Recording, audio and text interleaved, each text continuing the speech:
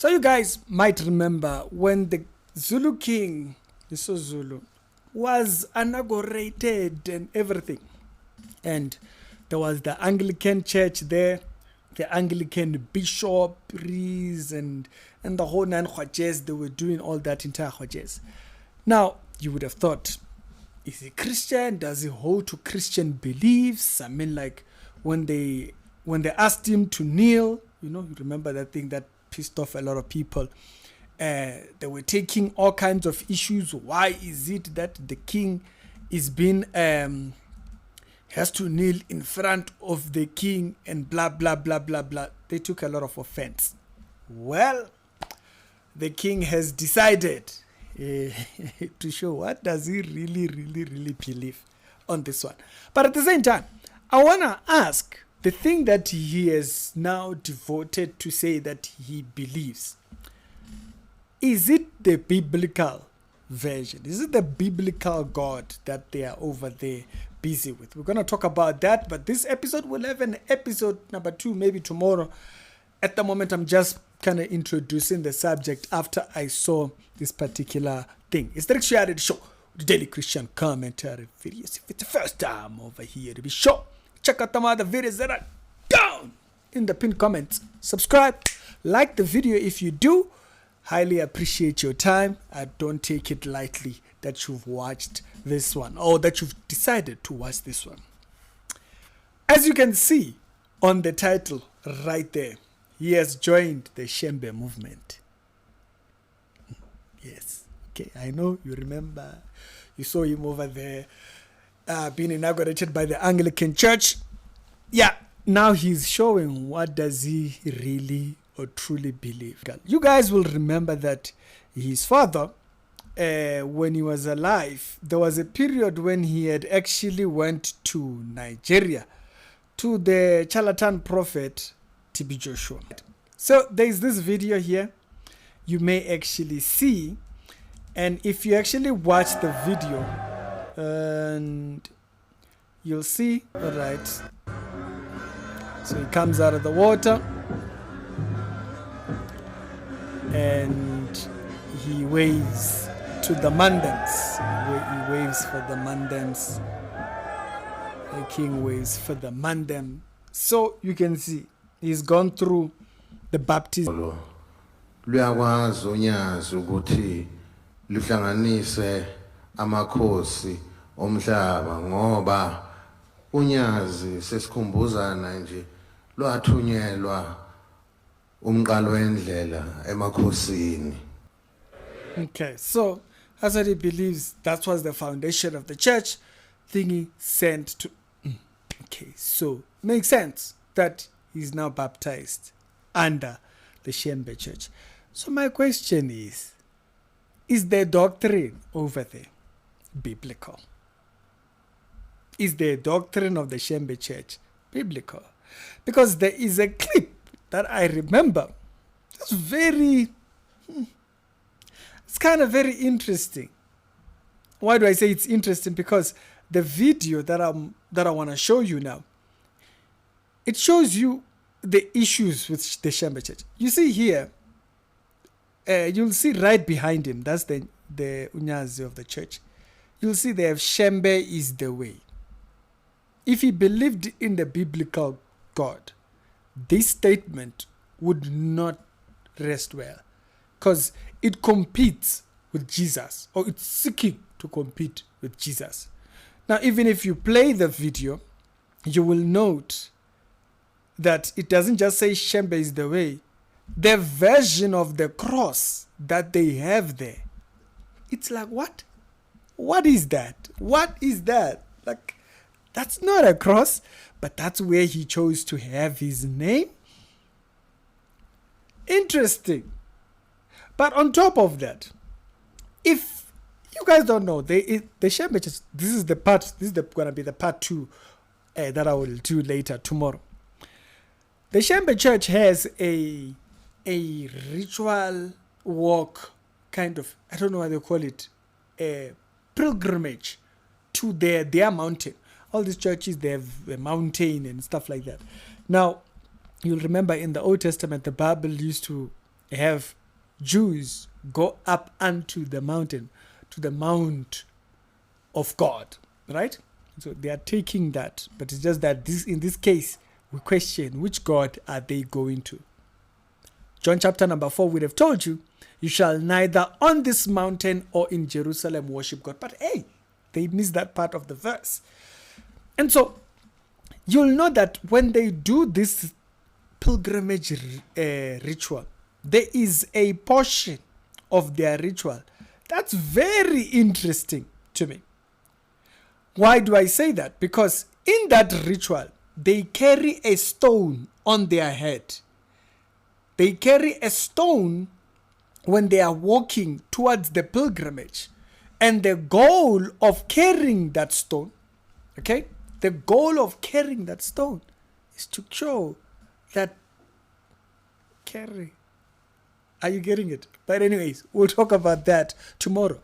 The Bible says the stone that the builders have rejected is the cornerstone. And so, why is it that they have a stone that they carry when they do their pilgrimage? Because they have ignored the cornerstone of life in general, which is Christ.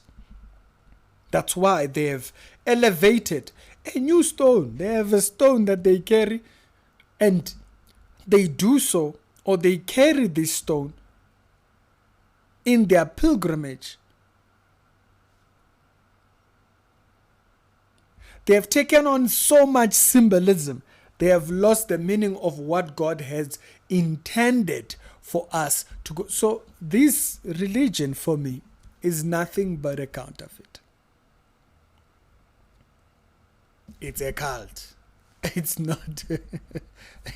By cult, we don't mean witchy. By cult, we mean that it copied certain things from the Bible, and it chose that to be its center or theme of faith. And by the way, the Shembe church does not recognize other churches. Okay? The Shembe church does not acknowledge, does not sees itself in an exclusive manner. You can actually see it. There is a documentary, very popular documentary about the Shembe church. And if you listen to one of the pastors over there, it tells you that the Shembe church sees itself exclusive. Wathunywa umprofession wathunywa uNkulunkulu konke lokho kubonayo lokuba likhule kangaka ngoba uNkulunkulu ofuna leli bandla lakhe zonke izizwe ilindele ukuthi alike elinye ibandla futhi bathi uyababiza nabushembe bonke noma ngabe uhlobo luni beze kuleli bandla lakhe. So you'll hear there alike elinye isodo. There is no other church speaking exclusivity. But even if you go on that documentary, the documentary I'm talking about, where they show the place where they baptize, this particular headquarter church here of theirs, where they show the place where people get baptized in that documentary, very interesting part is that, as you can see, this is the hall of that place where they are getting baptized. If you see the front, okay, if you see the front when they show in that documentary, you will see that they have a picture of the old Shembe, and then the one who followed, then the other one who followed, the other. Then they combine it with Eastern mysticism. What's the relationship between Eastern mysticism and the Shembe church? In the place where they get baptized, this is in the place where they get baptized, you'll see right there. That's the place where the Shembe people baptize. They literally have a picture that associates its church with Eastern mysticism. Now, why is that important? Because in Eastern mysticism, people become gods. And so it makes sense for them, therefore, for them to align themselves with those gurus But there's another thing, okay? Not only do they have exclusivity in this faith, if you watch videos of different thinking, talking about this faith or talking about this faith, you will note this exclusivity goes as far as kicking out the idea of Jesus. No, leave that one. But this is what they will tell you. Shembe is the way. Shembe is great. So you will hear the Shembe is the way, which is the statement that we saw on the previous one, right? But also in another portion of video, you may actually put it so.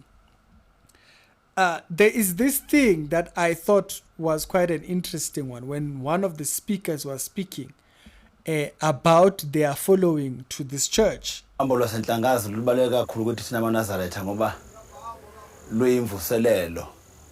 Yemvelaphi enkolo yethu ukuthi inkolo yethu ivele ehluphekene ngakanani ngoba umqali walolu hambo wayehamba zonke lendlela esihambayo yena wayehamba yedwa so luyinto enkulu kakhulu ke kithi ngoba uma siluhamba sisuke sikhumbula yena. That's funny for me. So they do this pilgrimage remembering the leader of the church, not God. They're remembering the leader. Now, Jesus said, when you partake of the communion, do it in memory of me. Now, others are telling us to be in memory of the... So, is this church doctrine biblical? I don't think so. I don't think so. Now, I did mention that stone. I'll bring it back. We'll talk about that stone on a second episode tomorrow. I just wanted to kind of introduce the subject.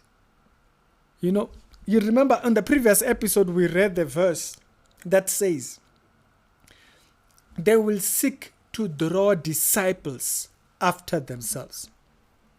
Away from what? Away from the truth, away from the Bible. To each and every single person, his own. Know what you believe. Know what you have believed. That's my last word on this particular episode. Other episodes done today will be down in the pinned comments. Be very clear on what you